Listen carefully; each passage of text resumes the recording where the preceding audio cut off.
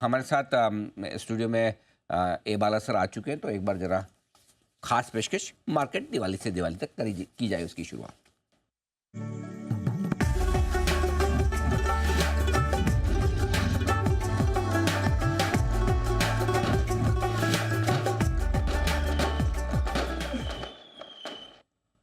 बाला sir, good morning, स्वागत है आपका।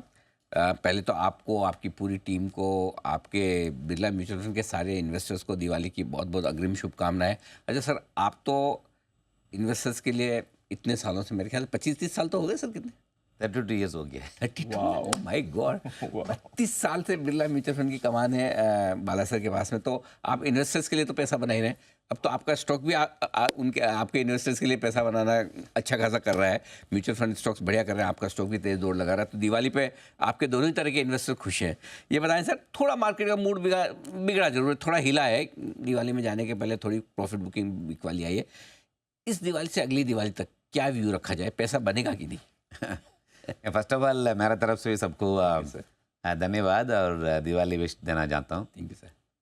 ऑफ कोर्स हर बार दिवाली के टाइम पे एक एक्सपेक्टेशन रखते हैं, राइट। अगला दिवाली तक मार्केट चलना चाहिए। मैं आने के टाइम ऐसे देख रहा था, लास्ट दिवाली और आज तक मार्केट में कैसे बढ़ा। ऑलमोस्ट 90,000 इंडेक्स से आज 24,000 इंडेक्स चल रहा है। एक्चुअली ऑलमोस्ट 26% का रिटर्न जो आया लास्ट दिवाली से ये दिवाली तक का।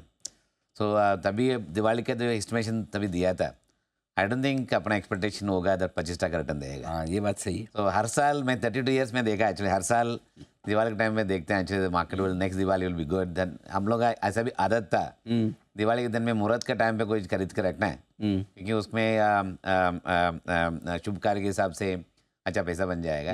Correct. I think what needs to be done is not Diwali Diwali दिखना चाहिए मेरे हिसाब से। जो आज के दिन जो मार्केट जो कंसल्टेशन जो हो रहा है 80,000 के आसपास जो कंसल्टेशन हो रहा है, आई थिंक इसका जो मोमेंटम लास्ट एक साल से जो पिकअप हुआ उसका हमेशा मार्केट में I think they has to go to sideways और कंसल्टेशन होके then it has go next level.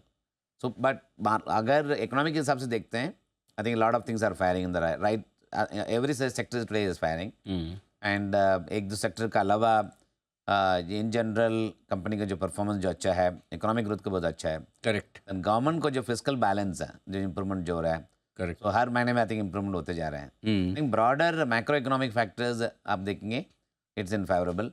And ये साल आई थिंक इक्विटी मार्केट का अलावा I think the coming year में आई थिंक आफ्टर 2-3 साल के बाद इंटरेस्ट रेट कट का उम्मीद तो बढ़ते जा रहा है। यूएस ने इंटरेस्ट रेट काटा actually 50 basis points. Correct. India में भी आई थिंक आरबीआई पॉलिसी के हिसाब से शायद end of the year, I am talking about end of the financial year से शायद इंटरेस्ट रेट कट करने का उम्मीद भी है। ये साल मार्केट में मेरे हिसाब से अगर कंसल्टेशन होएगा एंड देन उसके बाद बढ़ने का मोह बनेंगे, वो अच्छा रहेंगे longer term sustainable point of view. तो दिवाली से दिवाली तक भी पैसा बनेगा, लेकिन थोड़ा व्यू लॉन्ग टर्म लेकर चले। अब सर, इस बार जो दिक्कत है, एक तो एफआईएस की सेलिंग की है और दूसरा उसके ऊपर रिजल्ट्स उतने शायद मजबूत नहीं आ रहे। इन दोनों फैक्टर्स को कैसे देखते हैं? क्या बड़ा इम्पैक्ट दोनों मिलकर डाल सकते हैं मार्केट पर? आई थिंक मेरे हिसाब से मार्केट का जो स्ट्रेंथ बनते जा रहे हैं, जो सेक्टर रोटेशन जो हो रहा है, एंड आज के दिन भी आप देखते हैं रिजल्ट्स खराब आने के बाद भी द मार्केट में इम्पैक्ट कम दिख रहे हैं, क्योंकि डोमेस्टिक का फ्लोज वो स्ट्रांग है। करेक्ट। सेकेंड, एफआईएस का फ्लोज ऑब्जर्व करने के लिए डोमेस्टिक का ताकत बढ़ेगी एक्चुअली। पहले का जमाना में आई थिंक एफआई अगर सेलिंग आते हैं अपना मार्केट में जोर से एक्चुअली प्राइस का प्रेशर भी आते थे एक्चुअली। अभी now domestic buying is also rising. I think mutual funds have been large player, NPS has been large player, insurance companies have been growing. So I think money power actually मेरे हिसाब से demand and supply दोनों में equal हो जाता है। But clearly result की वजह से we must also accept companies का भी अगर परफॉर्म करना है, क्वार्टर ऑन क्वार्टर अगर 7-8% ग्रोथ रखना है and year on about 25% growth रखना बहुत मुश्किल है actually, is not that easy. We must also realise companies का भी देयर विल बी कहीं तो लिमिट आएगा। 25% का ऊपर और 25% करना हर क्वार्टर हर साल में इज नॉट दैट इजी। तो मेरे हिसाब से ये जो मार्केट में जो वैल्यूएशन का जो कंसर्न था पहले, जो रिजल्ट भी जो दिख रहे हैं, अगर दोनों साथ में अगर देखते हैं we will probably see a period of time value correction.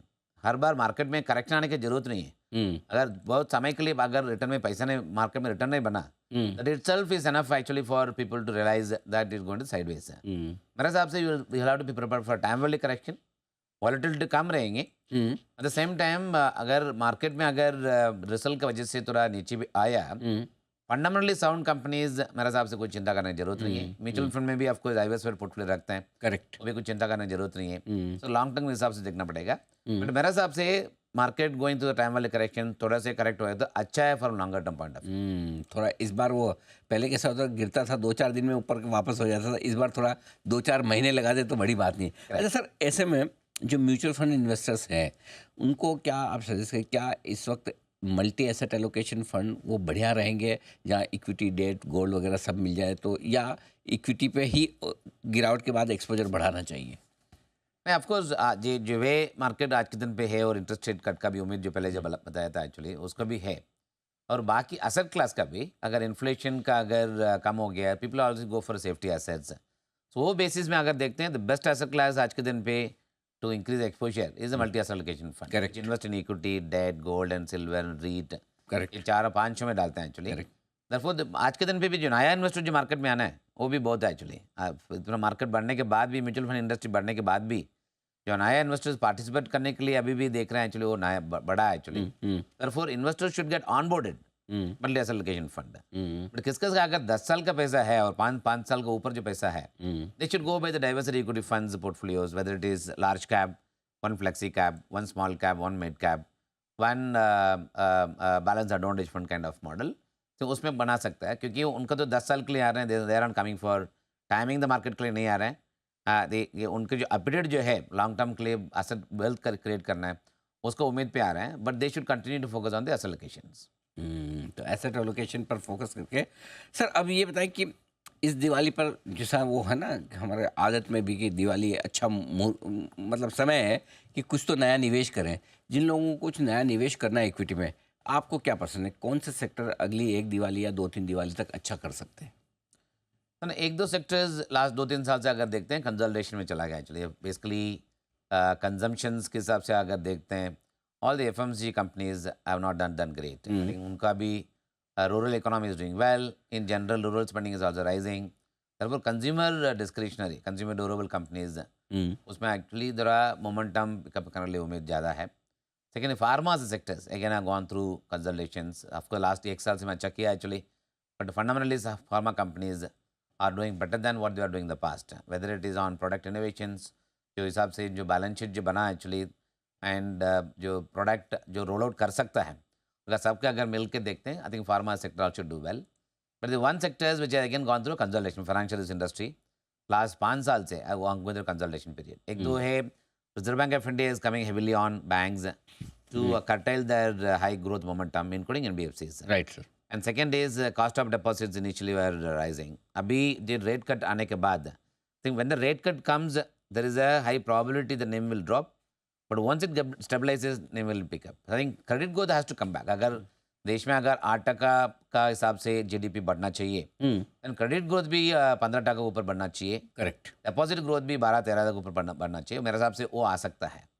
अगर फाइनेंशियल सर्विस सेक्टर में अगर लॉन्ग टर्म हिसाब से देखते हैं, एंड जो हिसाब से लास्ट 2 साल का जो 3 साल का जो परफॉर्मेंस उनका भी है, कंसोलिडेशन हो गया है। I think look at the large names in the financial sectors have not given much return. ऐसा नहीं है दैट कंपनीज आर बैड, ऐसा नहीं है that business are bad, but ये रेगुलेटरी इंटरवेंशन जो है इस सेक्टर में एक्चुअली लास्ट 2 साल से भी बहुत आ चुका है actually, mainly because of we should not be to the accident, we should not face any trouble in the credit growth market, it goes very high.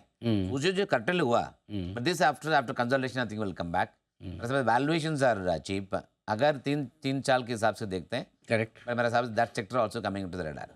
FMCG और फिनेंशियल बैंकिंग और financial services sector, ये 2 आप 1 से 3 साल के नज़रिए से कर सकते हैं निवेश। बाला सर बहुत बहुत धन्यवाद आपका, thank you so much sir समय देने के लिए, और एक बार फिर से आपको दिवाली की बहुत बहुत शुभकामनाएं।